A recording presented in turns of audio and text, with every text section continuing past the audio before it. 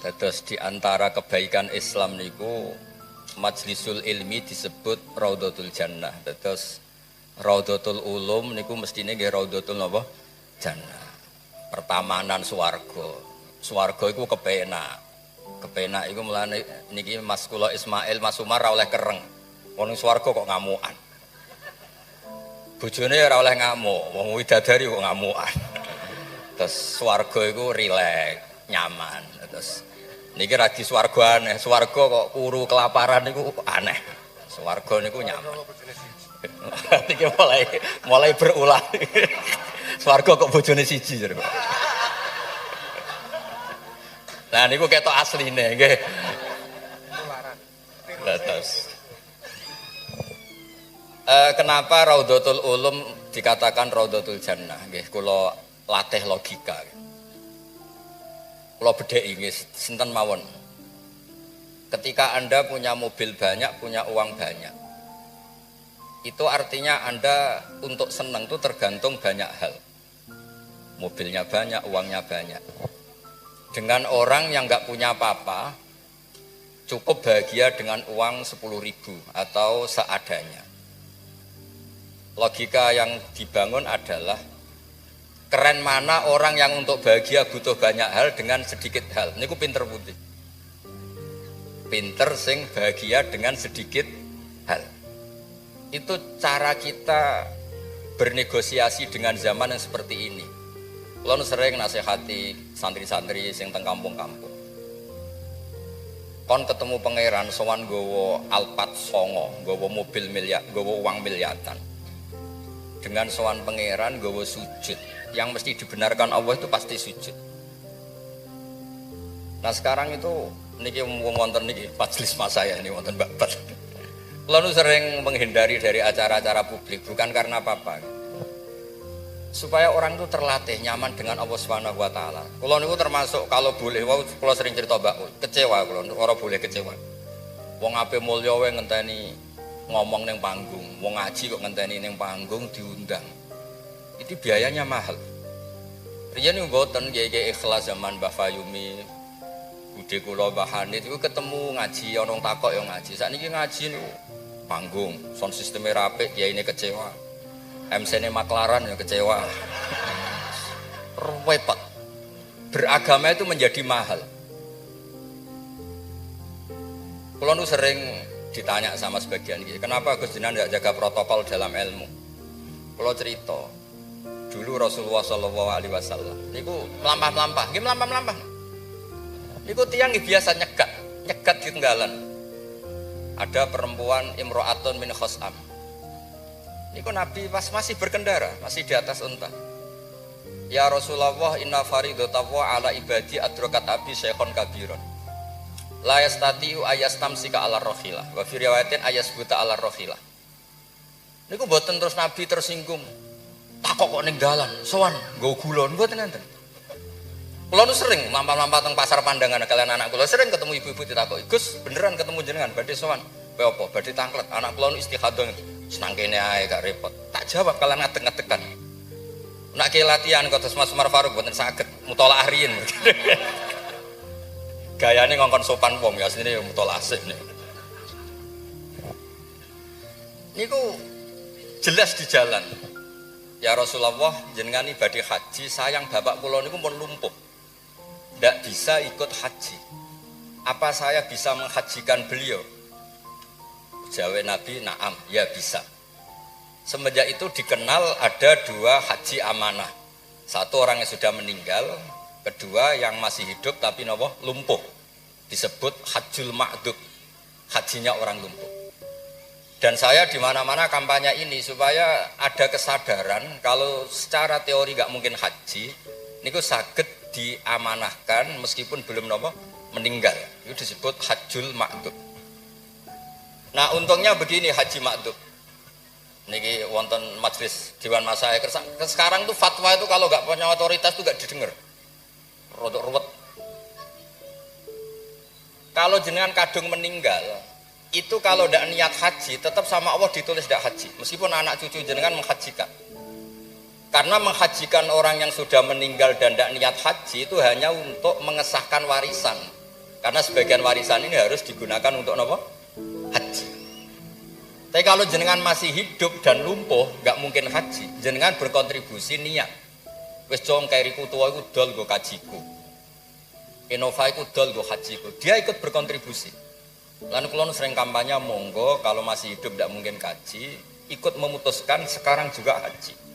Namanya hajjul napa? Maktub. Sehingga jenengan ikut komitmen niat dan ikut memutuskan. Niku riyen nggih namung niku kan cerita, Mbak cerita, Mbak Fayumi ikhlas, Bu Yuhanit ikhlas. Niku Nabi ketemu tenggalan ditakoki, ora usah ngenteni bahsul masail terus untuk sangu, untuk podium, untuk panggung, ruwet, kerepotan. Nah dulu bahsul masail itu hanya untuk diskusi mas'alatun muhtamilah. Satu keputusan fikih yang memper kanan, memper kiri itu memang butuh diskusi. Karena memang ada kemungkinan A, kemungkinan B. Kalau nggak perlu diskusi, memang kaulan wahidan itu dulu ya seketemunya dijawab. Saya beri contoh Mas Faruk supaya sampean ngaji ini tambah tahqiq. Misalnya begini, saya ini kalau sama Gus Mail, Mas Mail, yang harus hormat siapa? Kalau menurut struktur keluarga kulo ini pernah nom. Tapi nak nggak struktur umur, ambek mau jadi pengurus besar mau jadi. Ya mbak sing hormat kulo. Lalu yang dipakai yang mana? Struktur umur, apa struktur keluarga, apa struktur alim? Karena kita pasti punya status. Di bab alim, alim ini. Di bab umur, bagus ini. Terus sampean ketemu wong melarat. Wong melarat itu fadilah luar biasa. Wong sugih, fadilah dermawannya biasa. Kalau dua orang ini ketemu, yang harus hormat siapa? Sing melarat hormat wong sugih, wong sugih hormat wong melarat. Mboten saged nak jare bapak kula ngeten, ana wong melarat tuh matur teng bapak. Enak udah di wong sugih. Poso ora usah kerja, setengok-tengok ning omah ngenteni maghrib. Nak wong melarat tuh wis poso, macul, buruh. Repote koyo napa? Terus wonten wong sugih, sing jawab yang sugih. Enak wong melarat biasa ramangan. Wong sugih wis esuk pecel, awan rawon, sore sithik nyate. Jadi yang ditinggalkan banyak. Nah sampean kan wis biasa ramangan. Lah itu jenenge muhtamil. Setelah didiskusikan ternyata sama-sama repot. Nah itu yang perlu musyawarah Mas Faruk. Ada masalah yang muhtamilah. Karena memang kita tidak bisa menjawab dengan kaulan wahidan atau dengan al-mansus. Nah dulu, ini cerita dulu. Ada ibadah-ibadah yang mujma' alaih sah. Misalnya kita kalau sujud kan dilatih umirtu an asjuda ala sab'ati a'zumin al-jabha wal yaden wal rubbaten wal kodamen. Al-jabha 1, yaden 2, rubbaten 2, kodamen 2, berarti 7. Kalau anda sujud melibatkan anggota 7 itu disepakati apa? Sah. Tapi ulama dulu zaman Imam Syafi'i, beliau zaman ngarang al-um itu sudah ngeper wa yahtamilu ayyasihas sujud bil jabhati faqat li anna nabiyya da'a fi sujudi sajata laka wajhi walam yaskur al yaden wal rubbaten wal kodamen. Bisa saja sujud itu cukup diljabah sudah cukup karena Nabi ketika berdoa hanya ngendikan sajata laka wajhi. Nabi tidak menyebut dua tangan, dua rubbaten, dua kodamen. Nah ini namanya muhtamil. Nah kiai-kiai kita, guru-guru kita, kados Kiai Fayumi, kados Mbah Hanid, niku nggak mau resiko. Kamu nyari yang mesti sah, gini pun melibatkan 7 anggota. Tapi untuk orang lain yang mungkin teng desa-desa terbelakang, kamu pakai kaul yang mungkin sah. Dan itu menjadi adat guru-guru kita. Kanggo awake dhewe disiplin, kanggo wong liya napa? Longgar. Karena kalau tidak begitu, kalau ilmu anda tidak cukup pakai standar ideal, nanti wong desa-desa sing sujudnya angkrang-angkrang, Bang. Terus dianggap boten apa? Sah. Nah dianggap rasah terus modelnya ra salat. Nah itu cerita keilmuan sing enggak boleh enggak. Terus niki ampun jenengan iri terus Mbah Uli Mbah kula, buyut kula niku gadah adik Mbah Mukit niki abahe niki. Mbah Handi itu mindoane ibu kula. Terus kula nak undang niki Mbah, undang niki Mas. Terus kula nu kalah tuwa. Terus didolimi. Ya anggere bangsa kalah tuwa niku didolimi. Soale dipek menangi dhewe nak ngundang niku mboten nggih jenenge Mbah. Awas nek ora teko. Faruk ku mboten ngefek alumni-alumni kados Mas Adam, Mas Wahid jare alumni sen mboten ngangkat. Mboten terdaftar teng Loh Mahfud. Tapi nak Mbah niki masyaallah. Mboten nate ngekeki undangan pokoke awas. Wingi ketemu kula teng Lasem. Wis mbok catet tanggale. Nggih memang isane Mbah niku ngamuk. Terus ceritane kunane kuno ngoten. Tetes berfikih, berislam, berfikih itu harus luas. Karena kalau tidak luas itu kita jadi yang repot. Misalnya ngeten, saya beri sekian contoh yang fikhun muhtamilun. Ada beberapa teori ya. Kan ada usul fikih, ada kaidah fikih, juga ada fikih mateng. Misalnya jihad. Jihad itu diterangkan di kitab I'anatul Thalibin itu wajibnya karena apa? Fardul wasail lal maqasid. Untuk supaya kita tidak dihinakan musuh itu memang kita harus kuat. Dulu gak kebayang zaman Belanda datang ke kita kalau kita tidak jihad dengan makna angkat senjata. Tapi setelah era modern ada diskusi, ada dialog. Jihad seperti itu sudah enggak, tapi adu argumentasi. Sehingga kitab I'anah mengatakan fardul wasail itu tidak bisa menjadi hukum permanen kalau sudah hasolal maksud. Kalau Anda ingin mengangkat Islam, dulu itu ya karena musuhnya pakai senjata, kita pakai senjata. Kalau sekarang kan enggak, era modern ada diskusi, ada argumentasi. Masuknya di ayat qul falillahil hujjatul baligh. Allah itu selalu agamanya dibela logika yang mapan.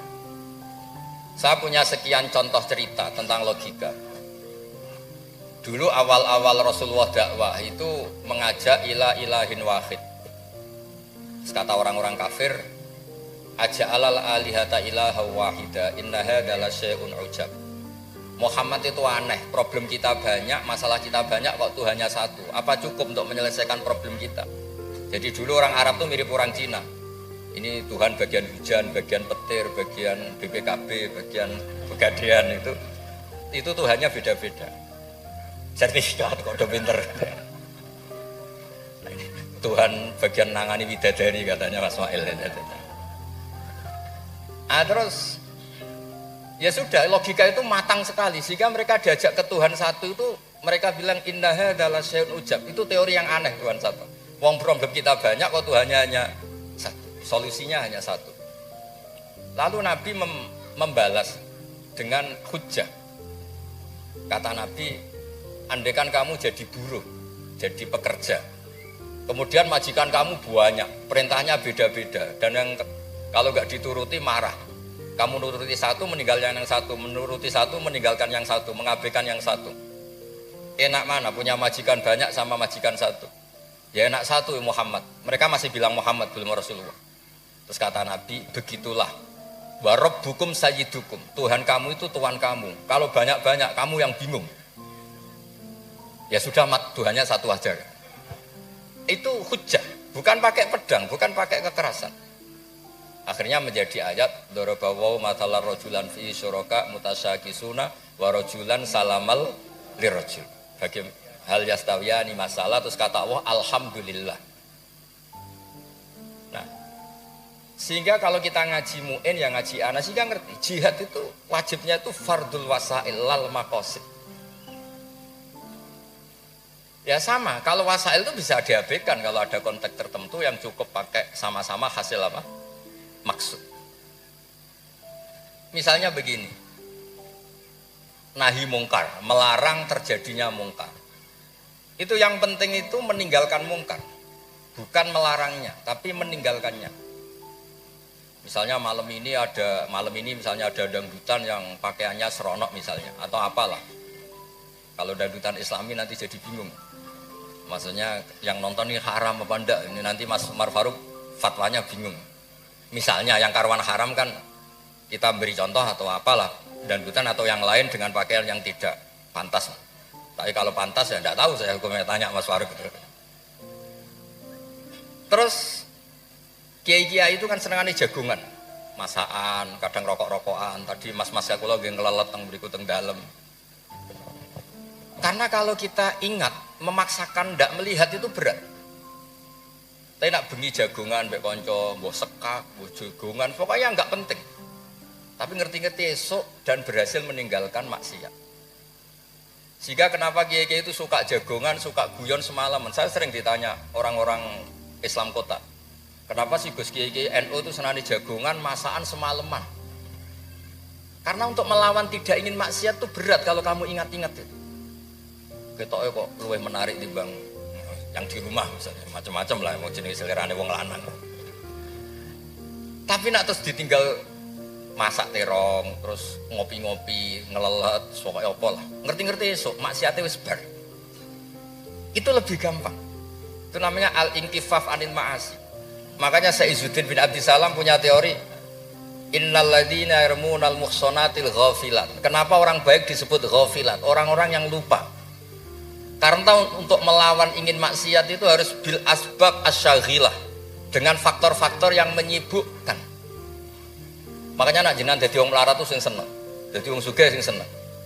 Baru kaya wong melarat tuh sibuk golek ekonomi, wis ora kober. WA orang yang tidak mahramnya, yang tidak halal itu wis ora kober. Gara-gara mapan itu daftarnya banyak. Daftar sing kepengen dibidik. Artinya anggap saja dalam kefikiran itu ada asbab, ada sebab sing dadekno sibuk tidak maksiat. Ketika Anda kaya, anggap saja ada sebab yang menjadikan Anda bisa dermawan. Nah, ilmu seperti ini di pondok mulai gak dipelajari. Jadi kalau suwon, kalau bolak-balik matur, kenapa baik sama banyak orang? Kalau sering nonton tonggo-tonggo mati, kalau sering cerita, kalau sering lepas jenazah tonggo-tonggo mati. Ya niki jenazah saya sangat. Bojone nganti protes. Apik apa lek Gus, bojoku suwengi-suwengi ku ndelok TV. Suwengi-suwengi bar ndelok TV ya turu ngorok. Kok jenengan puji-puji apik? Terus saya bilang, saya ini peneliti usul fikih kata saya. Kalau ada orang tidur itu gelarnya bukan ninggal tahajud dan ninggal witir, tapi tarokal ma'asiyah. Orang ini berarti ninggal apa? Maksiat. Susah ya apa sih husnudzon? Jadi kalau nak Pak Umar Faruk kiai SK, tadi mun kiai tenan jare mun datang kiai SK. Ini cara turu suwengi, niki kula puji. Masya Allah huwa sholihun. Mergo tarokal ma'asiyah kullaha, semalaman ninggal semua maksiat. Mboten napa-napa. Karena hanya dengan cara logika usul fikih itu kamu tahu kualitas ayat wa min ayatihi manamukum billaili wan nahar. Tanpa ayat itu kamu tidak tahu, tanpa logika itu kamu tidak tahu. Wong ayate pangeran kok trimo contone manamukum billail. Secara medis jelas kita butuh istirahat, sistem tubuh kita butuh jeda. Secara fikih barokatun naum niku tarkul mas. Lah kula kepengin niki Mas Umar, Mas Ismail dadi kiai nu kados kula. Punya pandangan yang luas sehingga menghormati yang lain itu gampang. Ana wong turu jare wis gak tahajud, iku kiai apa? Ngeplok nak turu. Ya kiai tenan, wong ninggal maksiat ku top. Ninggal maksiat itu top. Terus turu ku ya penting. Maksudnya penting mas pancen ora ono gunane nggo turu apa apa. Wiridan nggih marang-marang ora tertarik nek wiridamu menjaluk. Iku menawa malaikat Mikael nak wongku melek susah, mesti jaluk. Karena hubungannya mbek pangeran jaluk tok. Yo nek sing wiridan kula seneng muji pangeran. Subhanallah bihamdi adada khalqi wa ridha nafsi. Kula nu jarang njaluk pangeran. Wong kula umpama kerja setengah menit, njaluk gaji ku isin. Pantese njaluk gaji kerja 8 jam 1 bulan njaluk gaji. Ndonga ngene tok 2 menit. Ya Allah, aktine kadha wa kadha. Wong ra etika. Terus boten maksud kula, kalau kita pakai ilmu itu semuanya menjadi mudah. Ya, kalau pakai ilmu itu semuanya menjadi apa? Mudah. Dulu para nabi-nabi dulu itu cara pandang itu pakai keilmuan. Dan itu yang disebut qul falillahil hujjatul baligh. Kula nu punya sekian cerita tentang logika-logika yang dibangun ulama. Ya kayak tadi misalnya sujud. Sujud itu 7 anggota harus terlibat. Itu mesti sah. Tapi nyatanya Nabi pernah sungkeman yang pangeran hanya ngendikan sajadalaka wajhi. Walam yazkur al yaden warubaten wal qadam. Terus kedua masalah murtad. untuk menjadi murtad itu orang sujud ke selain Allah. Mosok saya murtad ngenteni 7 anggota tubuh. Sekedar watul jabhah ke selain Allah itu bisa berstatus apa? Murtad. Nah itu namanya fikih yang muhtamil. Tapi guru-guru kita meskipun bacaannya banyak tetap mengajari kita sujud yang tidak resiko. Gini ku pakai 7 apa? Anggota. Tapi jagani wong desa-desa sing mungkin lagi latihan Islam, cara ibadah buatan apa sempurna. Di kula cerita logika.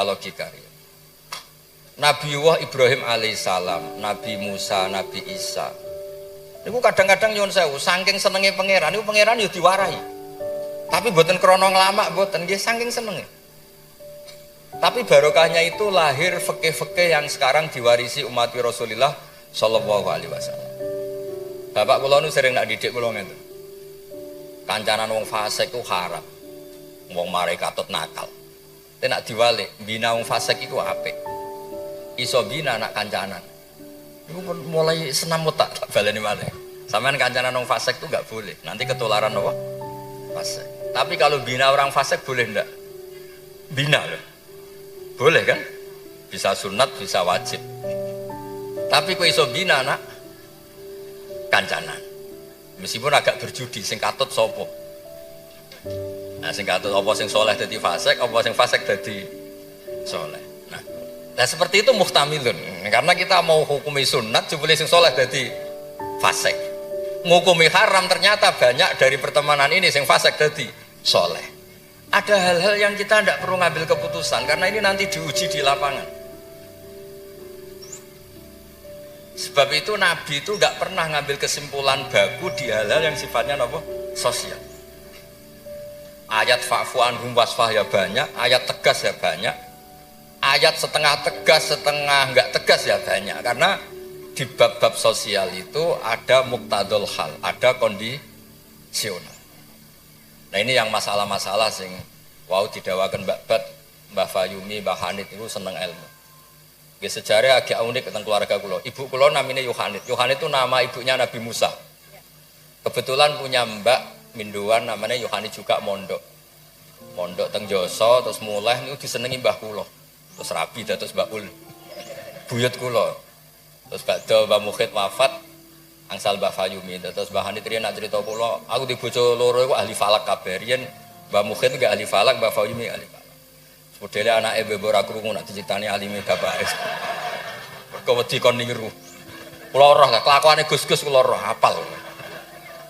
Jadi agar diceritani alime abahe iku mbebo tawadhu, mbebo mereka nak kon niru apa tadi. Terus kula suwun lah di bab-bab tertentu itu baca itu harus baca. Kalau gak ada kitab namanya Khilyatul Auliya. Niki cerita terakhir kula. Wonten orang tabiin itu alim alama. Mimman yutawassalu bihi, orang yang termasuk dipakai wasilah saking soleh. Namanya Muhammad bin Munkadir. Niku muridnya Jabir bin Abdillah. Niku nak wonten tiang fasik mati. Tiang fasik mati misalnya nyuwun sewu ana wong kok mati oplosan niku kesusu nyolati.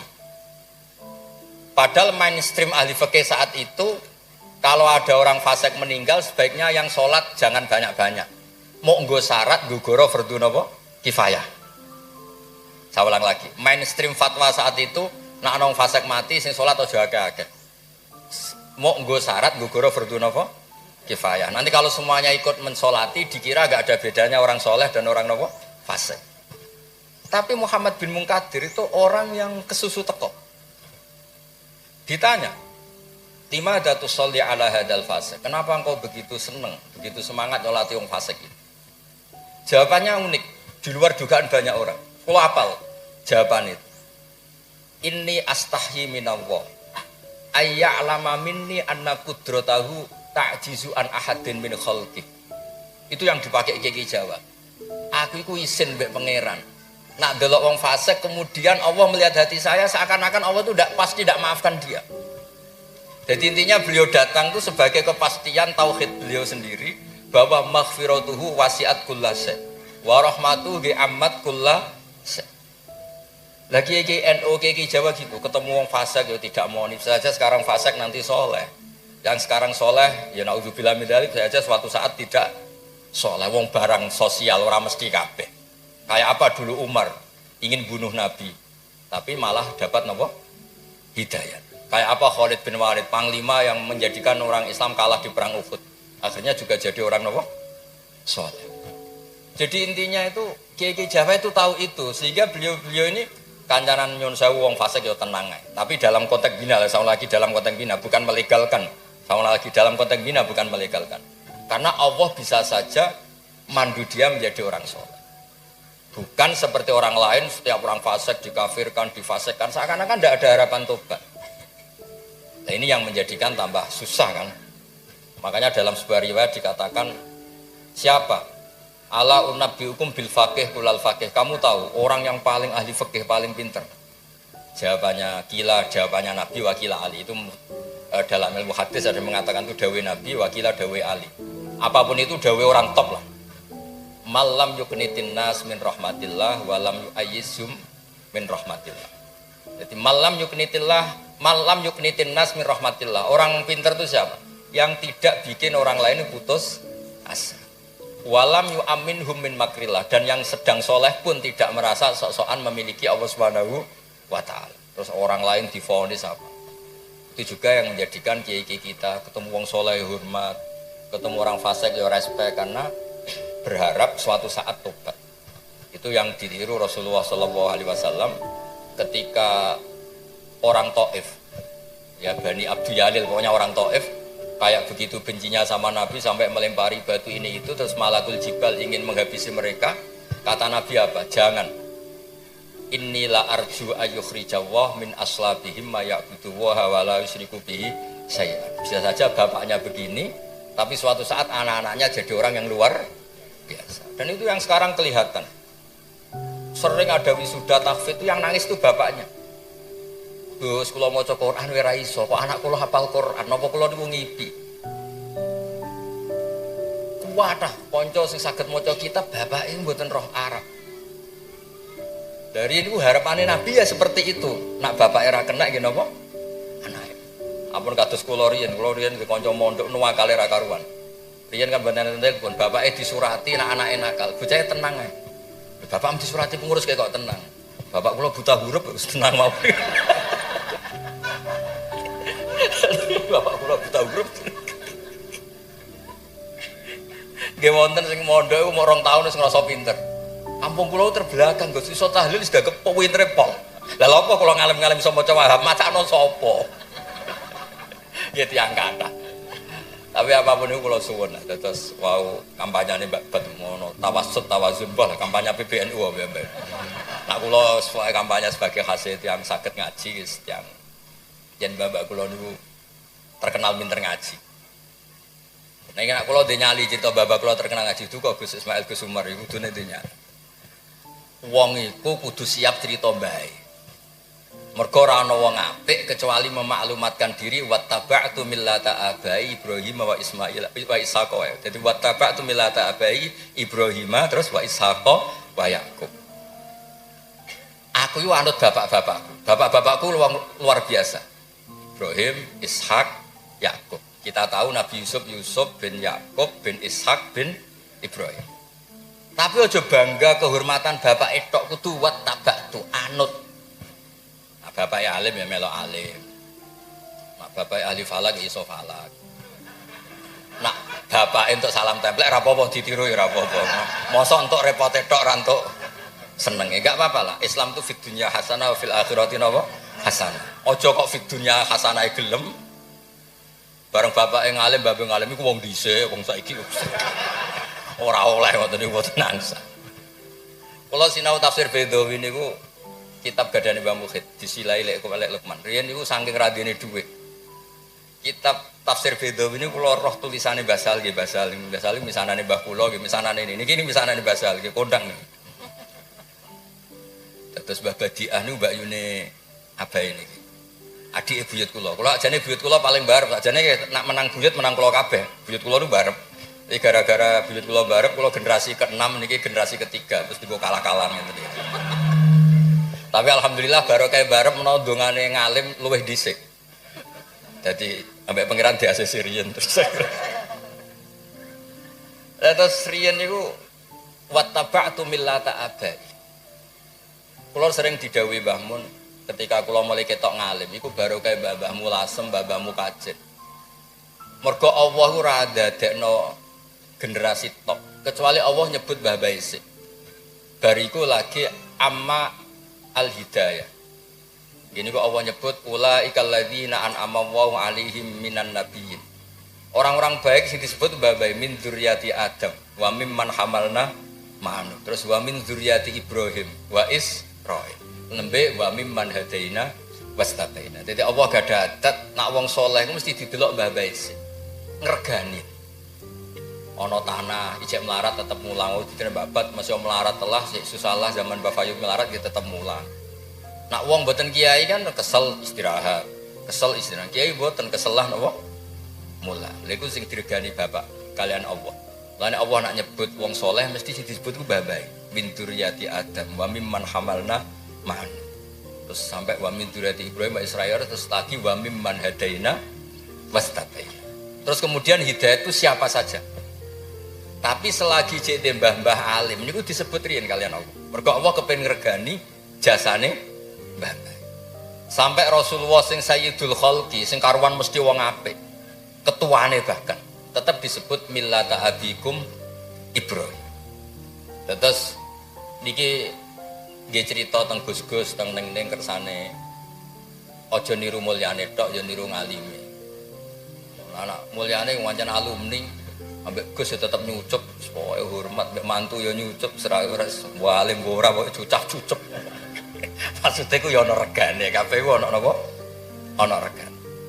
Dados wonten wattaba'tu millata abai Ibrahimah wa Ishaqa wa Yaqub. Dadi ya nyebut bapak tapi ya nyebut wattaba'tu. Aja nyebut mbah-mbahe gagah tapi mboten apa? Wattaba'tu. Nggih niku mawon niki kula wau matur kula pun uzlah mun pamit saja acara ngene nak ngaji kula wis ngaji sing gampang-gampang mawon. Ngaji kok repot nganggo podium, nganggo maklar, nganggo wae nak jenengan iskal hukum tangkret kula ketemu teng dalan kula jawab. Kados wau imro'atun min khosam. Nabi nu gampang ketemu teng dalan ditakoki nggih dijawab.